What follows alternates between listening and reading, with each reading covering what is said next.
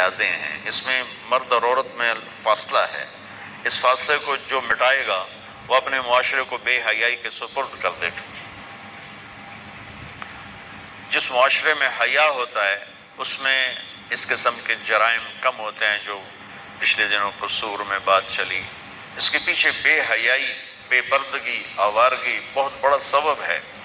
میرے اللہ نے کہا اپنی نظریں جھکا کے رکھو، قل للمؤمنین یغضوا من ابصارہم، ایمان والوں سے کہو نظریں جھکا کے رکھیں، قل للمؤمنات یغضضن من ابصارہن، اور یہ مومن عورتوں سے کہو اپنی نظریں جھکا کر رکھیں، کہ ہم ایک حیا والا دین رکھتے ہیں، حیا والا معاشرہ ہوتا ہے اسلامی معاشرہ۔ تو آپ کے یہاں کٹھے پڑھتے ہیں،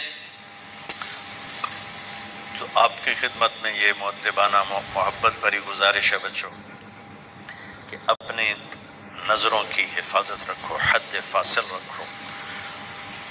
جتنا آپ کی نظر پاک ہوگی آپ کا دامن پاک ہوگا۔ جب نظریں بے پاک ہوتی ہیں تو انسان بے حیائی کی طرف چلتا ہے، اور اللہ نے جو پہلی قوموں کو تباہ و برباد کیا اس میں سب سے زیادہ لوط علیہ السلام کی قوم پہ عذاب کٹھے مارے، پتھروں کی بارش، اور اوپر نام لگے ہوئے، اور نوکیلے پتھر، اور زمین میں زلزلہ، پہلے زلزلہ، جب تھوڑا سا زلزلہ آیا تو ہم سارے پریشان ہو گئے، تو خوفناک زلزلہ، اور پھر اس کے بعد اس کو اکھاڑا اور اوپر جا کر یوں زمین پہ مارا، اوپر والا نیچے، نیچے والا اوپر کر دیا، چہرے مسخ کر دیے، اور ایک گندے پانی میں ان کی لاشوں کو ڈبو دیا۔ ان کا جو جرم تھا وہ بے حیائی تھا۔ لوط علیہ السلام کی قوم بے حیا ہوئی، اس بے حیائی پر اللہ نے سب سے زیادہ عذاب کے کوڑے برسائے۔ دنیا کا سب سے بڑا میری نظر میں فرعون ہے، جیسے کہ میں خدا ہوں، کہ میں خدا ہوں۔ دنیا میں کسی انسان نے یہ نہیں کہا میں خدا ہوں سوائے فرعون کی۔ اللہ نے وہ اٹھا کر ڈال دیا پانی میں، لیکن لوط علیہ السلام کی قوم پہ 4-5 عذاب کٹھے اللہ نے ٹھک ٹھک ٹھک ٹھک ٹھک ٹھک کر کے برسائے، بے حیا تھے۔ اور معاشرہ بے حیا اس وقت ہوتا ہے جب اس کی پابندیاں ختم ہو جائیں، اس کی حدود حد بندی ختم ہو جائے۔ ہمارا میڈیا بے حیا ہے، ہمارے یہ تاجروں نے جو اپنا سودا بیچنے کے لیے لڑکیوں کو بل بورڈز پہ چڑھا دیا ہے، پیسے کے پیچھے اپنے تجوریاں بھرنے کی خاطر ہماری نسل کو بے حیائی کی طرف بھیج دیا ہے۔ یہ سب سے پہلے پکڑے جائیں، تب جا کر ان مجرموں کی جا کے سرکوبی ہوگی۔ پہلے وہ بند کیے جائیں جس سے بے حیائی آ رہی ہے، جس سے فحاشی آ رہی ہے، اور جس سے بے راہ روی آ رہی ہے۔ عمیر بن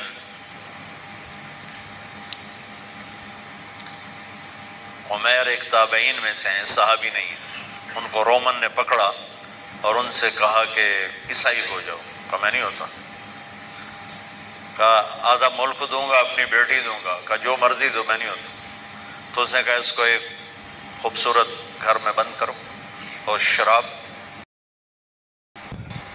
سور کا گوشت اور ایک لڑکی اندر ڈال دو اور دروازے بند کر دو۔ انہوں نے کر دیا۔ 3 دن 3 رات وہ ایک بند تھے۔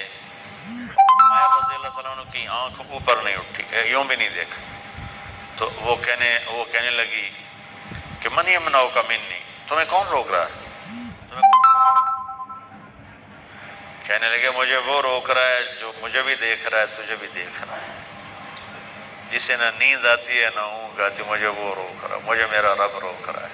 انہوں نے کہا تیرے جیسے پاک دامن کو قتل نہیں ہونے دوں گی، میں